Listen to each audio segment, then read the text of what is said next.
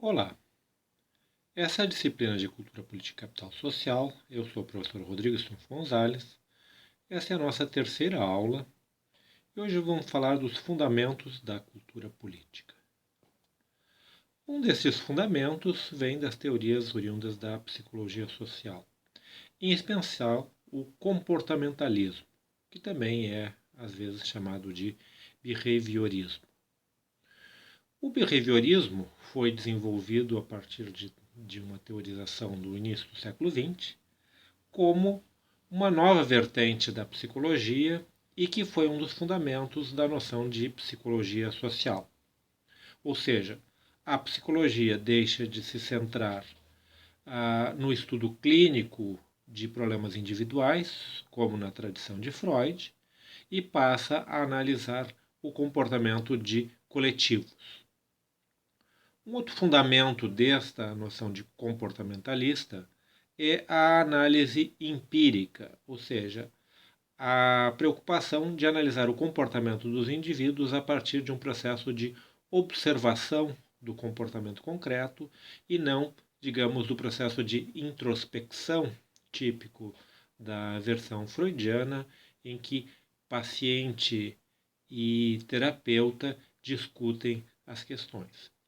Dentro da visão comportamentalista, a partir de uma relação entre estímulo e resposta, é possível ter uma inferência sobre os aspectos não observados, ou seja, dado um determinado estímulo, verificada qual a resposta a esse estímulo, seria possível inferir aspectos psicológicos que determinaram o caráter da resposta e, portanto, a partir da observação, tirar conclusões sobre os fundamentos psicológicos do comportamento do indivíduo.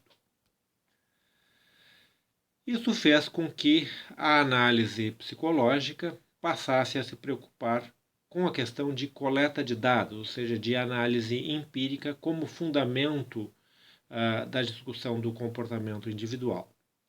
Existem duas vertentes, uma que é a observação do comportamento de indivíduos de forma controlada e que tem toda uma tradição relativa a experimentos, em que, digamos, em condições controladas, se dá determinados estímulos, seja sob a forma de jogos, de ordens, de observações, e se verifica a resposta dos indivíduos em relação à resposta de um grupo de controle.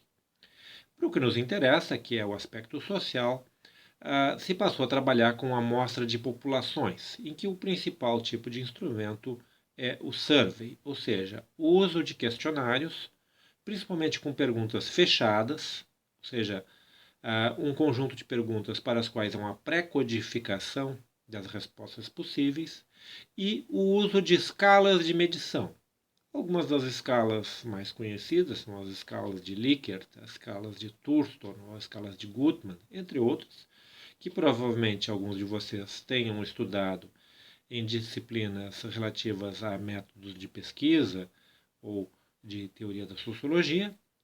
As de Likert são algumas das mais comumente utilizadas. Quando você responde em questões do tipo verificar se consideram que o governante X está fazendo um trabalho ótimo, bom, regular, ruim ou péssimo, se está, digamos, fazendo uma avaliação a partir de um uso de escala de Likert. Que usos essa metodologia de survey e de medições de escalas passou a ter nas ciências sociais, em especial na ciência política? Provavelmente o mais famoso e mais conhecido foi o estudo de George Gallup, de 1935, relativamente à eleição de Franklin Roosevelt. À época, a predição de eleições era feita pelo método de fazer respostas a cupons publicados em revistas. Havia uma revista famosa por fazer isso e, digamos, previa o resultado das eleições, sabendo qual o maior número de cupons de eleitores que disseram que iam votar no candidato A ou B. O que Gallup fez foi uma amostra da população e, a partir dessa amostra de características da população, verificar quais as opções de voto, e ele predisse, cerca de um ano antes, com acuracidade, a vitória de Roosevelt, o que tornou, digamos, a partir daí, estudos de natureza de comportamento eleitoral baseados em amostragem. Num sentido mais acadêmico, o trabalho de Paul Lazarsfeld, com diferentes colaboradores, dois dos textos mais conhecidos é The People's Choice, O Povo Escolhe, de 1940, e Voting, de 1948, que são pioneiros da análise de fundamentação do voto, ou seja, quais são as características dos indivíduos que levam a uma determinada escolha do voto. Num sentido um pouco diferente, ou seja, não tão preocupado com questões eleitorais, o clássico estudo de Theodor Adorno, A Personalidade Autoritária, de 1950, em que se discute que características da personalidade dos indivíduos poderiam ou não favorecer o apoio a algum tipo de regime autoritário, particularmente a preocupação com o apoio ao fascismo. E, para o nosso campo, o estudo clássico é o de Gabriel Almond e Sidney Verba, The Civic Culture, publicado em 1963, comparando valores e atitudes de 5 países em relação à democracia e à sustentação do regime. Qual é o tipo de informação que se busca coletar nesse tipo de pesquisa relacionado com uma metodologia oriunda da psicologia social, mas preocupada com questões políticas? Há 3 tipos de elemento que podem nos interessar: o comportamento, os valores e as atitudes. O comportamento são as ações específicas do indivíduo, quando nós questionamos o que ele fez efetivamente diante de uma situação. Por exemplo, quando se pergunta em quem ele votou, se ele é filiado a algum partido, se ele participa de alguma associação, se ele foi a uma determinada manifestação, ou seja, atos praticados por aquele indivíduo que nos permitam, pela sua prática, inferir determinadas opções do ponto de vista da sua escolha ou da sua identidade do ponto de vista político. Num campo mais abstrato, nós temos a questão dos valores. Os valores nós podemos definir como as crenças de um indivíduo que formam a sua visão de mundo, ou seja, são percepções no sentido abstrato de como ele vê o mundo do ponto de vista do que é desejável ou não é desejável. Essas percepções tendem a ser estáveis, ou seja, de modificar-se pouco ao longo do tempo, e serem genéricas, ou seja, abstratas em relação a um conjunto de questões. A definição, por exemplo, do que é importante na vida do indivíduo. Se ele, por exemplo, dá mais importância a questões espirituais ou questões materiais, ou seja, se ele é um indivíduo preocupado com a religiosidade ou com a riqueza, por exemplo.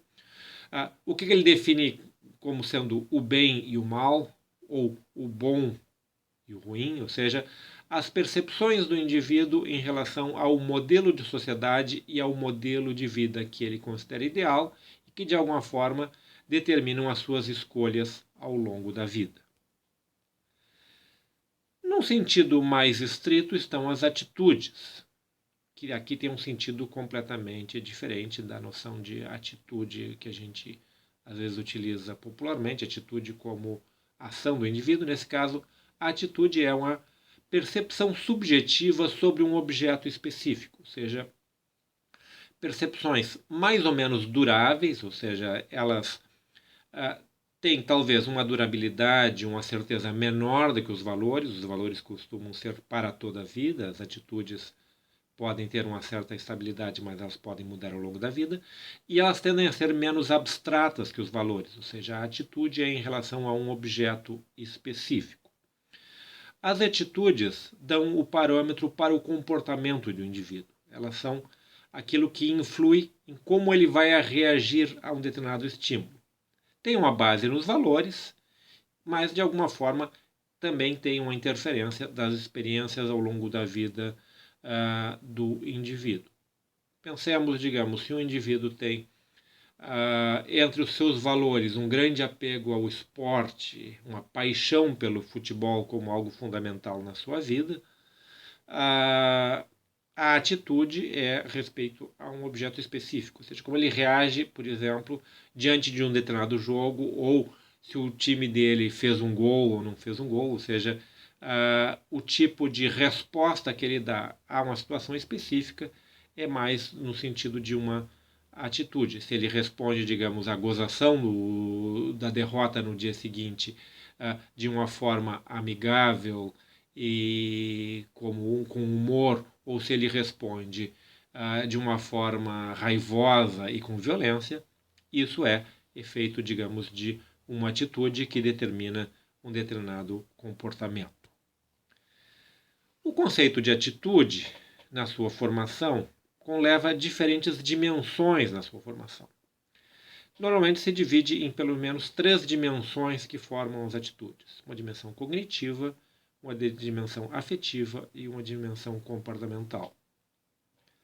A dimensão cognitiva é aquilo que o indivíduo sabe a respeito do objeto. Pensemos, digamos, em processo eleitoral. A dimensão cognitiva da ação do indivíduo no processo eleitoral é se ele sabe como funcionam as eleições, se ele sabe quem são os candidatos, se ele sabe quais são as propostas apresentadas por esse candidato, se ele consegue identificar a posição do candidato dentro de um espectro ideológico, ou seja, a informação e o processamento dessa informação por parte do indivíduo.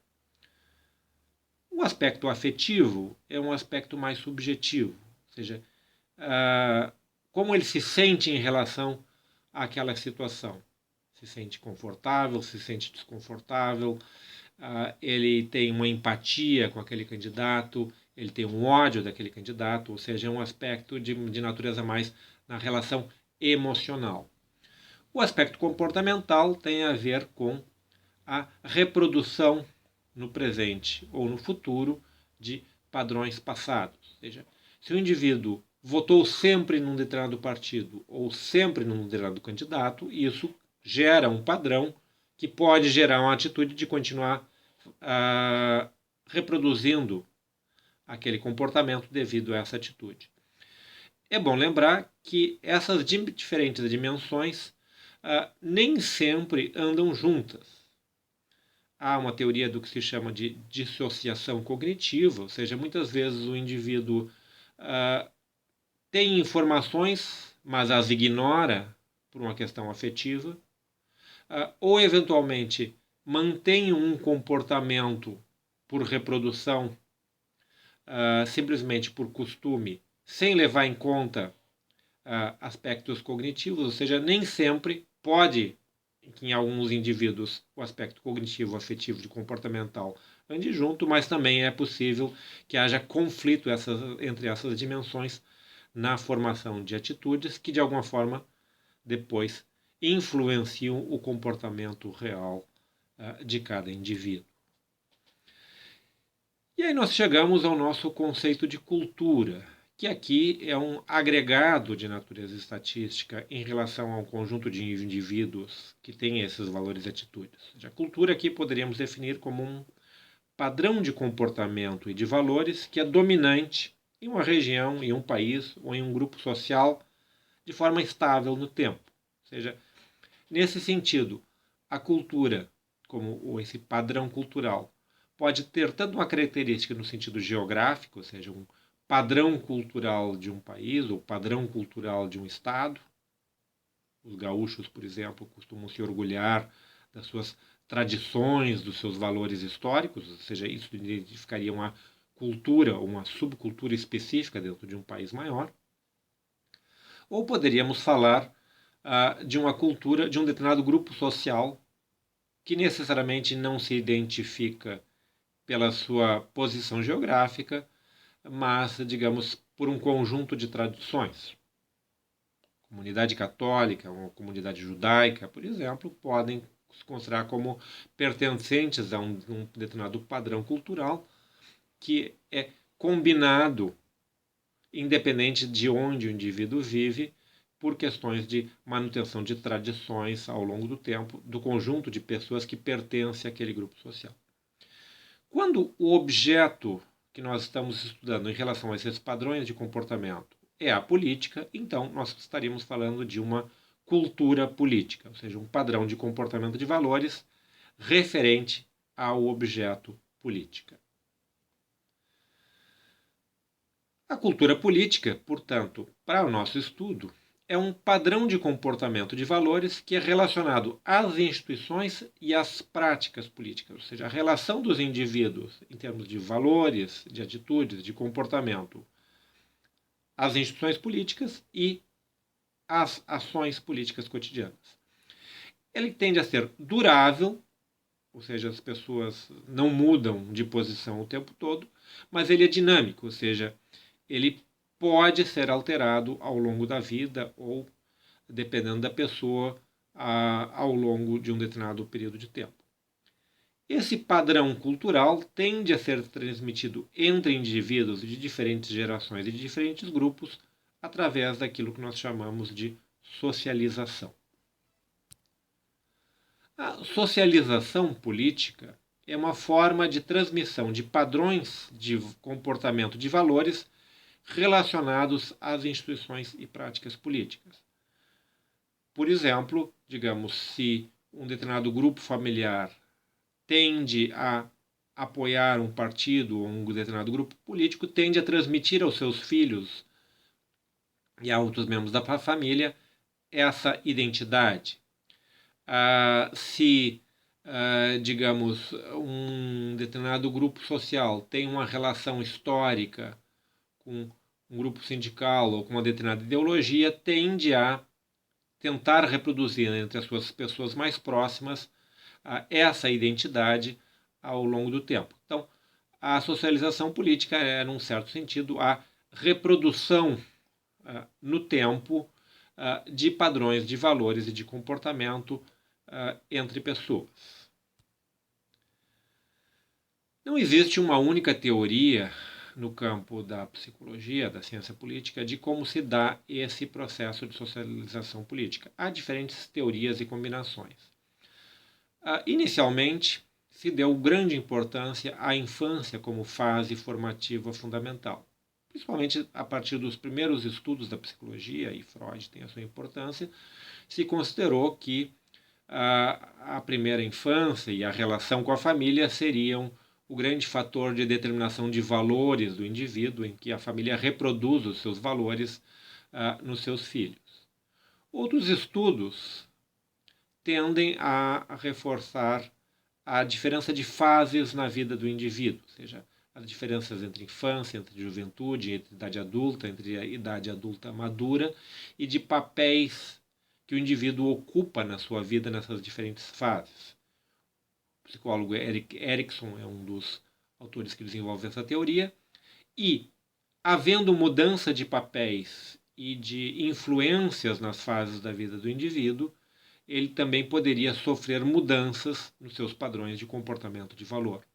Digamos, um indivíduo que venha de uma família conservadora, mas ocupa uma posição profissional numa área que tem um sindicato, digamos que tem uma ação de confrontação, e ele acaba aderindo a esse sindicato, pode se afastar desses valores tradicionais da família.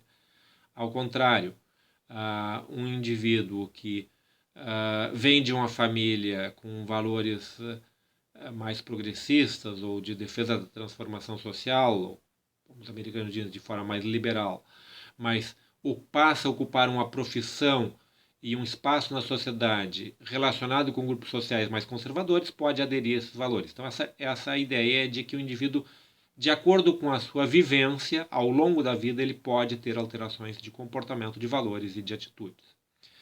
E um terceiro elemento seria o impacto de eventos específicos, ou seja, que determinados eventos na vida da pessoa podem ter um grande impacto. Pensem, por exemplo, as pessoas que viveram a Segunda Guerra Mundial, ou, no caso brasileiro, as pessoas que vivenciaram o golpe militar e a ditadura que se seguiu.